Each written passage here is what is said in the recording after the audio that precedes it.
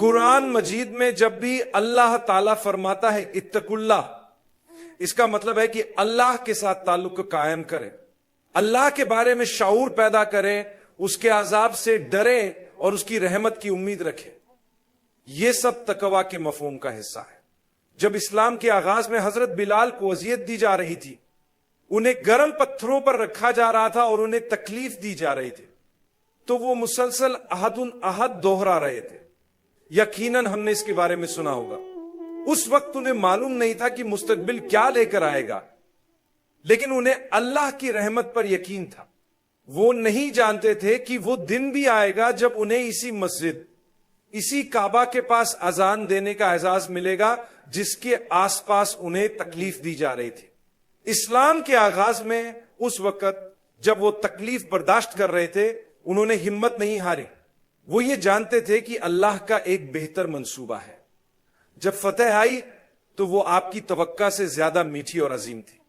جب حضرت ابو بکر اور رسول اللہ مکہ مکرمہ میں کافروں کے ظلم اور ستم کا سامنا کر رہے تھے، تب صحابہ کرام کو اللہ کی رحمت پر مکمل یقین اور امید تھی، لیکن انہیں یہ معلوم نہیں تھا کہ اللہ نے فتح کے لیے کیا منصوبہ بنایا ہے۔ وہ فتح ان کے تصور سے کہیں زیادہ میٹھی اور بہتر تھی۔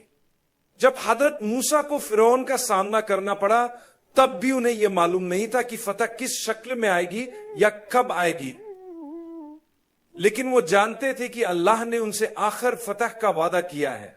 وہ اللہ کی رحمت پر امید رکھتے رہے۔ اسی لیے جب انہوں نے اللہ سے دعا کی، اے اللہ یہ فتح کب آئے گی، تو اللہ تعالیٰ نے حضرت موسیٰ اور حضرت ہارون کی دعا کو قبول کرتے ہوئے فرمایا، ہم نے تمہاری دعا قبول کر لی ہے، اب ثابت قدم رہو۔ اللہ کی رحمت اور مدد ان لوگوں کے ساتھ ہوتی ہے جو ثابت قدم رہتے ہیں، لیکن اللہ سے قربت حاصل کرنے کے سفر میں دنیاوی چیلنج آ سکتے ہیں۔ ہمیں کبھی بھی امید نہیں چھوڑنی چاہیے، چاہے ہم کسی بھی حالت سے گزر رہے ہوں، ہمیشہ ثابت قدم رہے۔ یہ کبھی بھی اس سے بدتر نہیں ہو سکتا جو حضرت بلال نے جھیلا۔ کیا انہیں فتح نہیں ملی؟ کیا وہ ایسے دنوں کو نہیں دیکھ سکے جن کا انہوں نے کبھی تصور بھی نہیں کیا تھا؟ ہم پر جو مصیبتیں آئیں وہ کبھی بھی حضرت موسیٰ کے حالات سے زیادہ نہیں ہو سکتی۔ کیا انہیں فتح نہیں ملی؟ اور اللہ نے ان سے کہا تمہاری دعا قبول کر لی گئی ہے، لیکن فرعون کی تباہی کئی سال بعد آئی۔ اس دوران اللہ نے ان سے فرمایا ثابت قدم رہو۔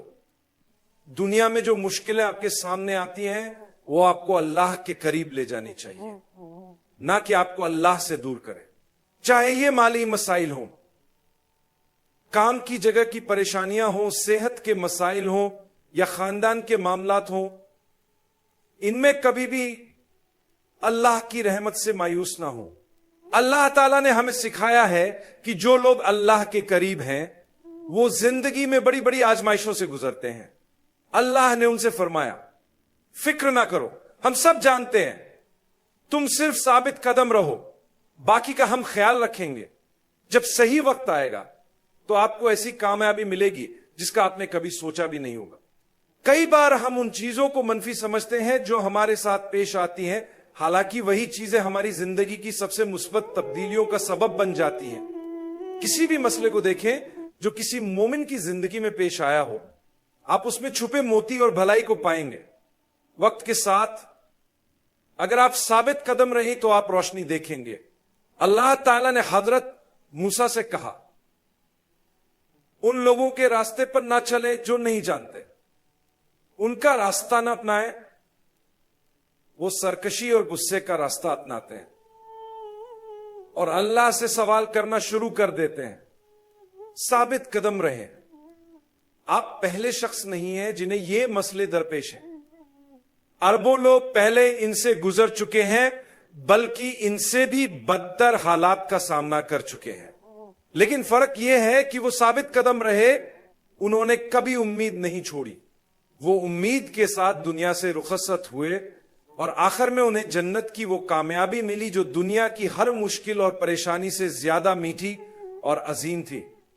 دنیا میں ہم کبھی کبھی کسی چیز کو اپنی زندگی کی سب سے بری بات سمجھتے ہیں، لیکن اللہ کی مرضی سے وہی چیز ہمارے لیے بہترین ہو سکتی ہے۔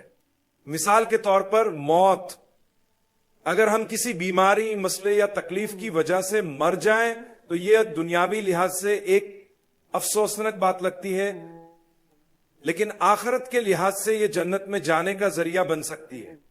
ہم ہمیشہ لوگوں سے کہتے ہیں کیا آپ جنت میں جانا چاہتے ہیں؟ وہ کہتے ہیں ہاں۔ پھر ہم پوچھتے ہیں کیا آپ مرنا چاہتے ہیں؟ تو وہ کہتے نہیں۔ تو پھر جنت میں کیسے جائیں گے؟ اللہ تعالیٰ فرماتا ہے اگر تم امید کے ساتھ مرو گے تو میں اپنے بندوں کے ساتھ ویسا ہی سلوک کروں گا جیسا وہ میرے بارے میں گمان رکھتے ہیں۔ اگر آپ اللہ کی رحمت کو یاد رکھتے ہیں، اس کی مغفرت پر امید رکھتے ہیں، تو اللہ آپ کے ساتھ اسی رحمت اور مغفرت کے ساتھ پیش آئے گا۔ رسول اللہ کی زندگی پر نظر ڈالیں۔ لوگوں نے آپ کے بارے میں بری باتیں کہیں، آپ پر ظلم و ستم کیا، آپ کے خلاف سازشیں کی، لیکن وہ اپنے ارادوں میں ناکام رہے۔ اللہ تعالیٰ فرماتے ہیں کہ ہم جانتے ہیں کہ وہ جو الفاظ ادا کر رہے ہیں، جو بری باتیں وہ کہہ رہے ہیں، وہ آپ کو تکلیف دے رہی ہیں۔ ہم جانتے ہیں کہ یہ الفاظ آپ کے دل کو تنگ کر رہے ہیں، آپ کے سینے کو تنگ کر رہے ہیں۔ تو اس کا حل کیا ہے؟ فسبح بحمد ربک، اپنے رب کی حمد اور تسبیح بیان کریں۔ کسی نے آپ کو برا بھلا کہا، آپ کہیں الحمدللہ۔ ہمارا مسئلہ یہ ہے کہ جب کوئی ہمیں برا بھلا کہتا ہے تو ہم اللہ کی ہدایت کو بھول جاتے ہیں، ہم امید چھوڑ دیتے ہیں اور غصے میں جواب میں انہیں برا بھلا کہنا شروع کر دیتے ہیں، بلکہ ہم 2 گنا زیادہ برا کہتے ہیں۔ انہوں نے ہمیں ایک جانور کہا تو ہم انہیں 10 جانور کہہ دیتے ہیں، لیکن یہ ایک مومن کی صفت نہیں ہے۔ ایک سچا مومن وہ ہے جسے کوئی برا کہے اور وہ مسکرا کر کہے اے اللہ انہیں ہدایت دے۔ یہ نہیں جانتے، یہی سچا ایمان ہے، یہی امید ہے۔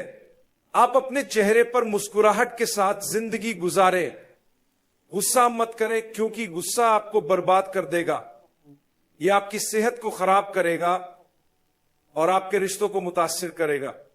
آپ انجانے میں اپنے بچوں اور اہل خانہ پر ظلم کر بیٹھیں گے، کیونکہ کسی نے آپ سے کچھ کہہ دیا جو آپ کو پسند نہیں آیا، تو آپ اس کا غصہ ان پر نکال دیں گے جن سے آپ سب سے زیادہ محبت کرتے ہیں۔ اگر آپ یہ سیکھ لیں کہ معاف کرنا ہے، چھوڑ دینا ہے اور اللہ کی رحمت پر امید رکھنی ہے، تو شاید اللہ اس شخص کو ہدایت دے دے۔